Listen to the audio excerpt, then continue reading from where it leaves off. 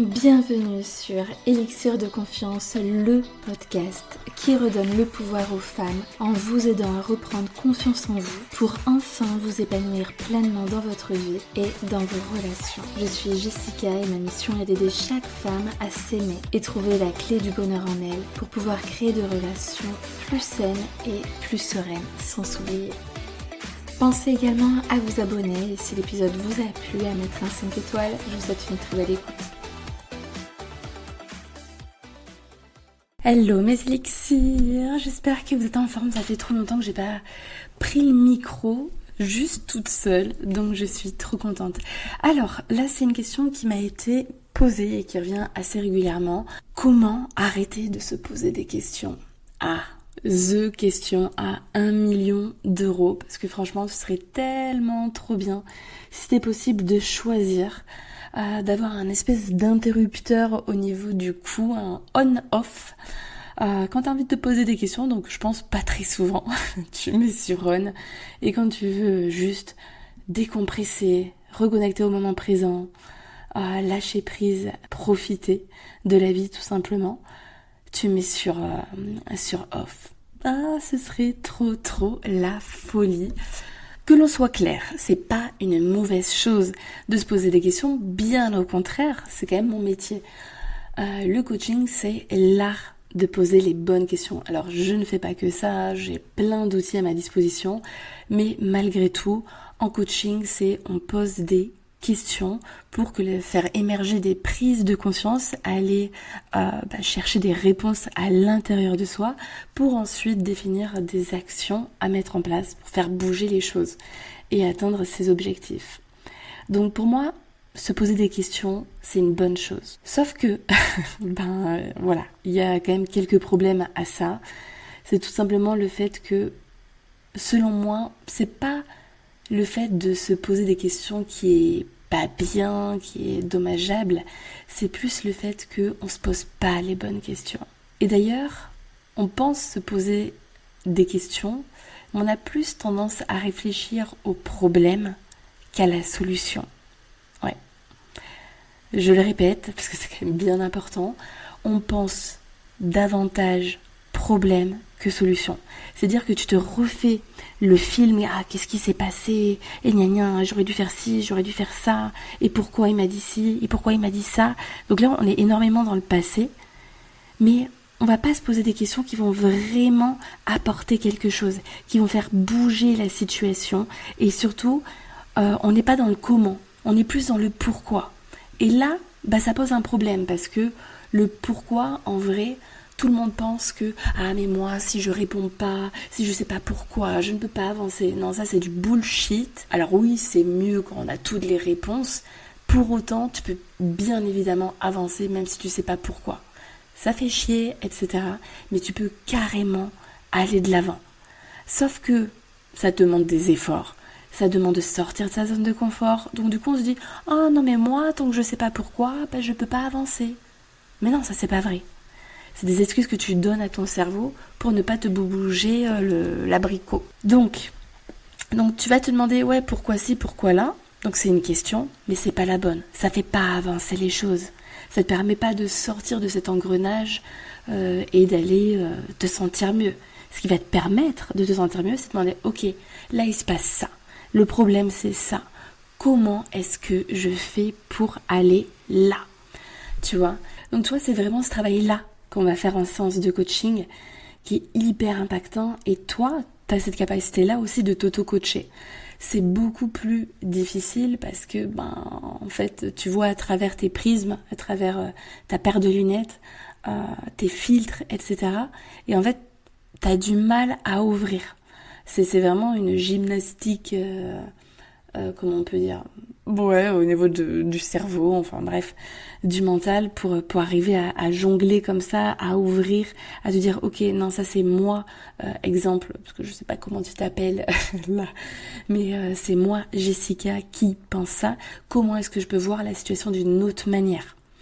Et ça permet de faire bouger les choses. Donc vraiment, moi j'insiste, continue de te poser les des questions. Et pose-toi les bonnes. Arrête de perdre ton temps avec des questions qui ne servent à rien, où tu refais le monde, alors qu'en fait, il y a des choses dont tu n'es pas responsable. Tu vois, par exemple, dans une relation, je sais pas, cet homme, par exemple, n'est plus amoureux de toi. Clairement, quelle est ta part de responsabilité là-dedans? Moi, j'estime qu'on n'achète pas l'amour de quelqu'un. Alors oui, bien évidemment, on part du principe que tu es gentil, que tu es, que t'es, j'ai le mot serviable dans ma tête qui vient, bof. Mais je veux dire que tu es attentionné, ouais. Je crois que c'est mieux quand même, attentionné que serviable. Non mais l'horreur. Même si oui, il faut être serviable, mais bon. Donc que tu es attentionné, que tu es une belle personne, etc. Malgré tout, tu peux être une nana parfaite. Les sentiments de quelqu'un, en fait, tu n'en es pas responsable. Donc, c'est aussi important, ça, de se poser la question. D'ailleurs, j'aurais peut-être dû dire quelles sont les questions importantes à se poser dans la vie. Bref, ce sera sans doute l'occasion de faire un autre épisode de podcast. Mais donc, tu vois, te poser 1001 questions sur mais pourquoi il m'aime plus et qu'est-ce que j'ai fait.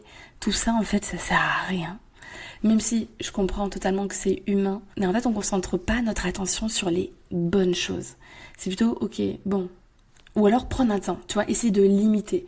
Parce que tu peux pas te dire non, je me pose pas de questions, etc. C'est plus, plutôt que d'y passer un mois, 2 mois, ou je sais pas combien de temps, parce que je sais que tu en es capable, sur les mêmes questions, hein. Ça revient en boucle, et t'essayes de comprendre, et encore.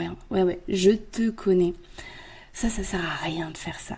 Donc c'est de me dire, ok, allez, je m'autorise à me poser toutes ces questions-là, même si je sais que ça va pas m'avancer, parce que je ne suis pas dans la tête de l'autre, je ne réfléchis pas à la place de l'autre, parce que autant on peut se poser des questions pour soi, y répondre pour soi, mais répondre à la place des autres, essayer de comprendre le comportement des autres, c'est compliqué. C'est quand même assez dur. Donc autant se recentrer sur soi, et te dire, ok, maintenant, qu'est-ce qui est de ma responsabilité, de mon fait, qu'est-ce que je peux faire maintenant? Et de toute façon, pareil, moi j'estime que tout ce qui est lié au passé, en vrai, ça sert pas à grand-chose de s'y attarder pendant des semaines. Voilà, des heures, oui, mais pas non plus des semaines. Donc on peut se poser la question aussi, oui, on est là pour ça. Quel est le problème, en fait, dans le fait de se poser trop de questions? Moi, je pense, là, du coup, parce que j'ai quand même pas mal réfléchi pour faire cet épisode-là, que quand on est constamment en train de se poser des questions, ça peut révéler, en fait, une insatisfaction de la situation ou de notre vie. Parce que je me dis que lorsque les choses sont hyper fluides, imagine en relation amoureuse, tu commences une histoire, le mec il est à fond, tu le sens là, présent, etc. Tu sens que c'est naturel entre vous deux. Tu vas rarement te poser des questions. Tu vas te dire, j'espère que ça va durer, etc. Sauf si tu as plein d'insécurité, que tu n'as pas travaillé, des blessures, d'abandon. Mais sinon, logiquement, quand ça coule de source, quand tout est naturel, qu'il n'y a pas d'ombre, on va dire, du coup, tu vas pas te poser de questions. Souvent, c'est que dans l'inconscient, il y a quelque chose qui miroite, qui sent pas forcément bon, et donc du coup, on va venir se poser tout un tas de questions. Donc en fait, c'est un peu un signal d'alarme. Si tu passes ta vie à te poser des questions, c'est que clairement, il y a quelque chose qui va pas. Parce que quand tout va bien, t'as pas le temps pour te triturer la tête. Alors attention, parce qu'il y a questions et questions.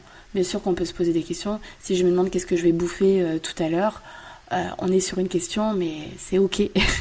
On n'est pas en train de refaire le monde, etc. Donc je parle pas de toutes les questions, hein, vous m'avez compris.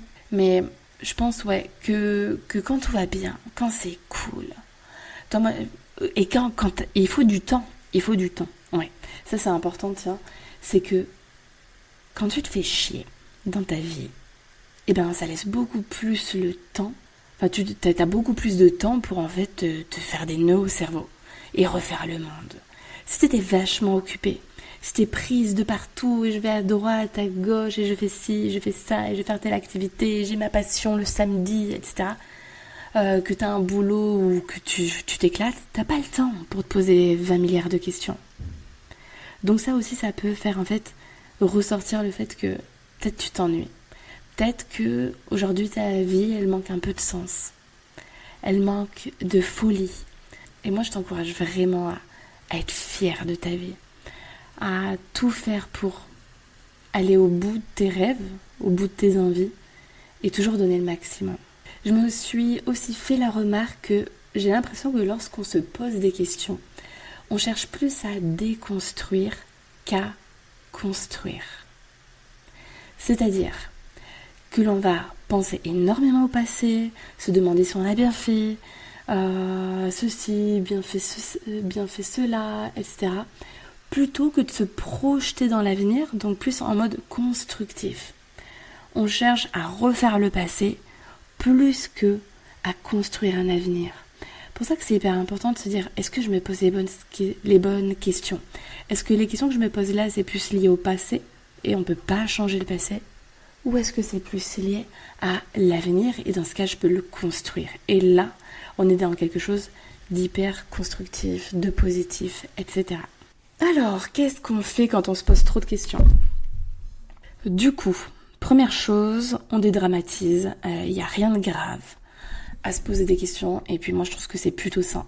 Au contraire, si tu te posais pas de questions, je me dirais, tu devrais peut-être t'en poser. Parce qu'en fait, c'est comme ça qu'on va rester par exemple dans une relation où on est insatisfaite depuis des mois et des mois, voire des années.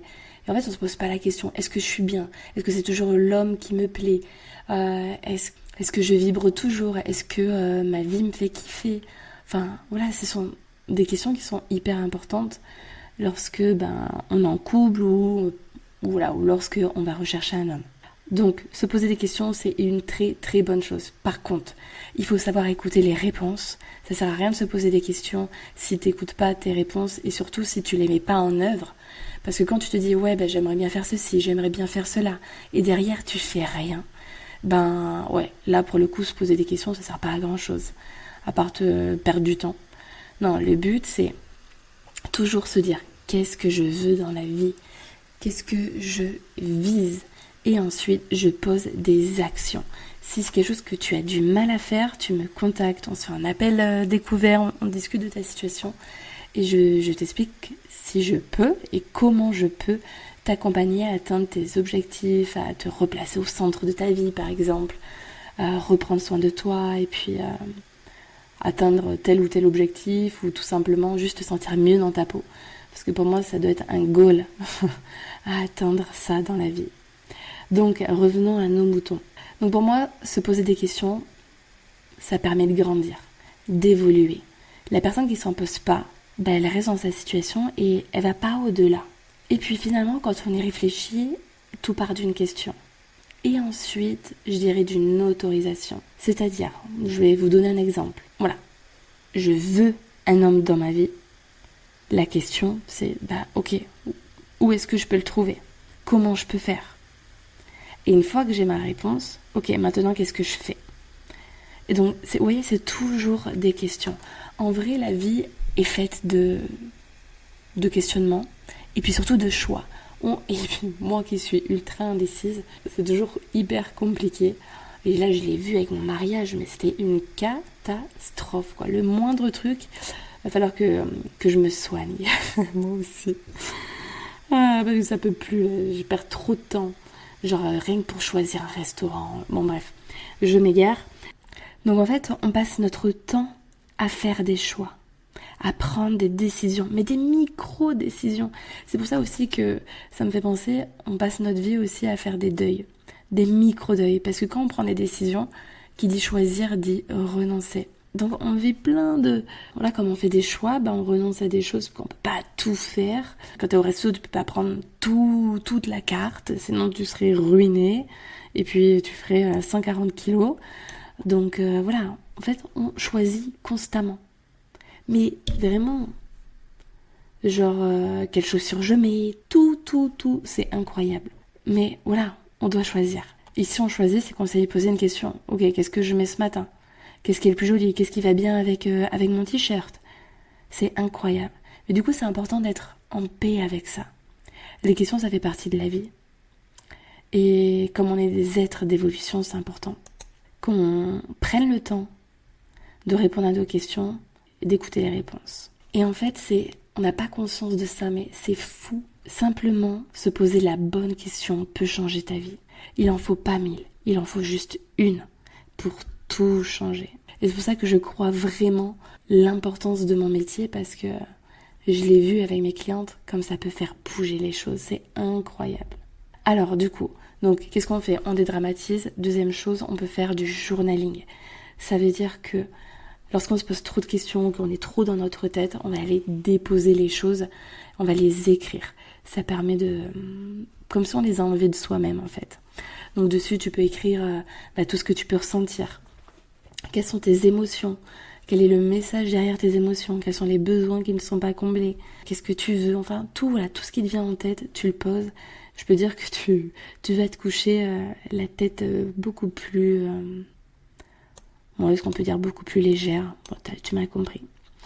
Et l'autre chose, mais le plus intéressant, et que je t'invite à faire, c'est tout simplement de mettre le focus sur ta respiration.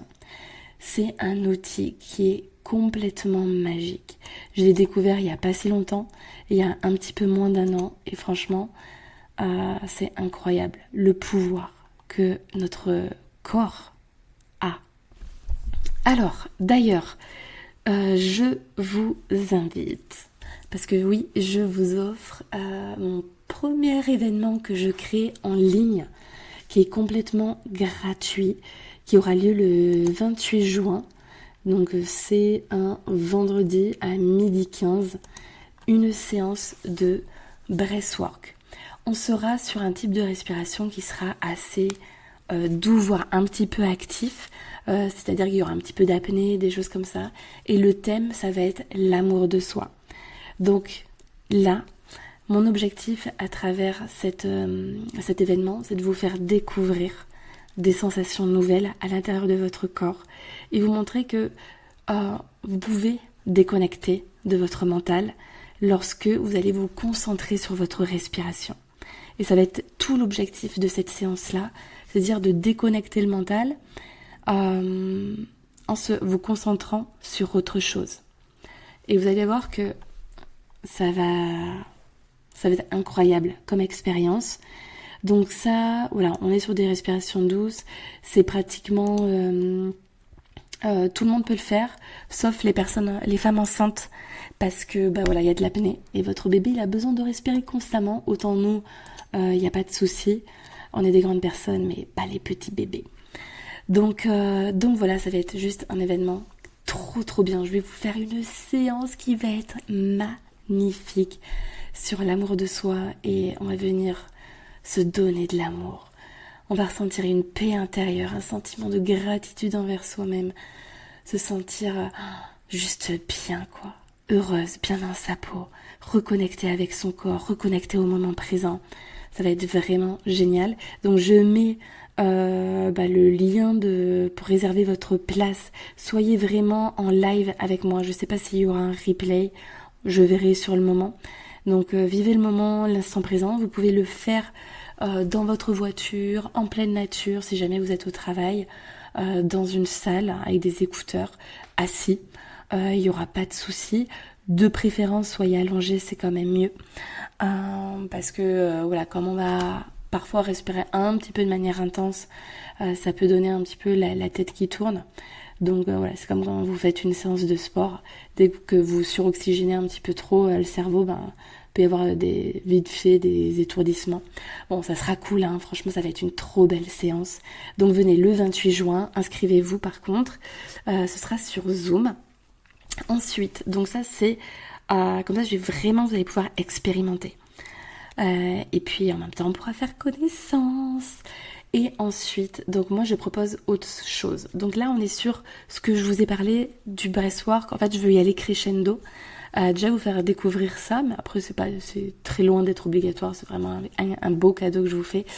Mais l'étape d'après, en fait, c'est vraiment le breathwork qui est plus intense, où là, l'objectif, c'est vraiment d'aller mettre son mental sur off, de ne plus se poser de questions, de ne plus être pollué par toutes ces questions, par ce mental, par cet ego, etc.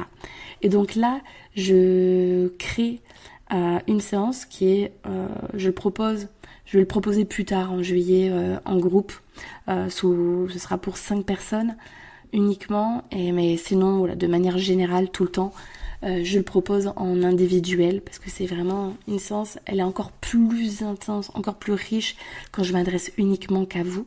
Donc on est sur une séance de respiration intensive, c'est-à-dire que comme une séance de sport, on va venir suroxygéner le cerveau. Et le fait de faire ça, ça va créer au bout d'un certain temps, donc ça dépend au niveau des personnes, tout est rythmé, vous inquiétez pas. Je gère le cadre, mais généralement entre la 8e et la 12e minute, en respirant de cette manière-là, eh bien, votre mental, le cortex préfrontal, qui est en fait le centre décisionnaire, celui qui analyse, qui réfléchit, qui gère le temps, se met sur off. C'est comme ça, c'est mathématique, scientifique, ça se met sur off. Et ensuite, c'est le système limbique, donc le centre des émotions, qui prend la relève. Et là, on va venir libérer toutes les émotions qui sont restées bloquées à l'intérieur de soi. Et en fait, elles ont du mal à se libérer parce que le corps est toujours pollué par le mental, en train de se poser des questions. Donc, ça, c'est une technique qui est juste incroyable. C'est une expérience à vivre qui est intense. Vous allez partir en voyage à l'intérieur de vous, aussi dans vos retranchements parce que c'est un défi tout de même. C'est comme si vous deviez faire une 30aine de squats. Vous avez mal aux fesses, mais il faut continuer si vous voulez avoir un beau popotin pour cet été.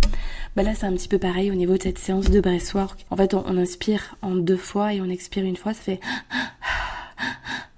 et donc il faut tenir la cadence pendant une demi-heure. Mais en fait, derrière, il y a tellement un autre monde qui s'ouvre. C'est juste grandiose. Vous avez accès à des choses que vous ne pouvez pas avoir accès lorsque vous êtes dans la vie de tous les jours parce que il y a ce fameux mental. C'est pour ça que c'est juste ouf, qu'il faut vraiment le vivre pour le croire et voilà, ça vous donne accès à un autre champ des possibles, vous y voyez beaucoup plus clair. Votre stress, il est parti, il s'est envolé. Après, ça permet aussi déjà d'améliorer la santé, de renforcer le système immunitaire, de reconnecter à son corps, de se sentir beaucoup plus forte, parce que quand on est capable de faire ça, de tenir le rythme, on se dit mais waouh, je suis capable de tout. Et donc c'est vraiment grandiose. Et du coup, moi, je fais cette séance-là en individuel aussi et je personnalise la playlist pour vraiment vous amener à libérer encore plus... à libérer de manière encore plus forte, plus intense les émotions. Parce que la musique a un véritable pouvoir par rapport à la libération émotionnelle. Vous le savez, quand vous écoutez une musique... parfois vous êtes hyper nostalgique, vous avez envie de pleurer, vous avez envie de sauter. Ça dépend à quel souvenir ça connecte chez vous. Donc c'est hyper puissant. Donc voilà, pour récapituler, donc je vous offre un événement le 28 juin où on est sur du breathwork doux, un petit peu actif, tranquille. Et après par contre, on passe au niveau supérieur et là c'est la séance de breathwork. Donc moi je propose un combo avec une séance de coaching pour vous poser les bonnes questions et mettre en place les bonnes actions, plus une séance de breathwork. Donc si ça vous intéresse, vous avez tous les liens en dessous pour réserver. Bon bref, du coup ça quand même la respiration. Déjà si vous prenez juste du temps avec vous-même, c'est-à-dire dans la vie de tous les jours de faire des pauses et juste de vous concentrer sur votre respiration. Vous allez voir l'effet que ça fait. Déjà, pour moi, depuis que je fais ça, en termes de gestion du stress, vraiment ça me fait un bien fou. Et donc après, vous pouvez faire un exercice tout simple de cohérence cardiaque. Donc vous allez inspirer par le nez en 5 temps et expirer sur 5 temps également, toujours par le nez. Et ça pendant 5 minutes. Ça fait un bien fou parce que on n'est plus dans le mental, on est dans le corps. Et ça, c'est important de prendre l'habitude d'être dans le corps. Moi, c'est quelque chose, il y a quelques années que je ne connaissais pas.